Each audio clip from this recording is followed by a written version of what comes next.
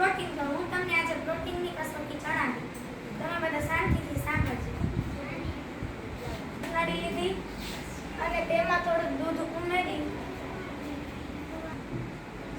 હવે હું તમને મેં એમાં થોડું પાણી ઉમેરી અને પછી તેનું ગ્રાઇન્ડ કરી અને પછી તેમાં એનું ગ્રાઇન્ડ કરી હવે હું એમાં કોપર સલ્ફેટના 8-10 ટીપા ઉમેરી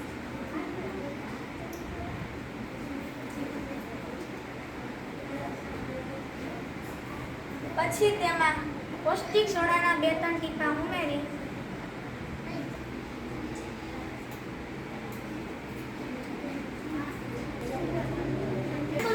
કેવો રંગ આવ્યો? જાંબલી. સરસ, જાંબલી રંગ આવ્યો તો દૂધમાં પ્રોટીન હાજર છે એમ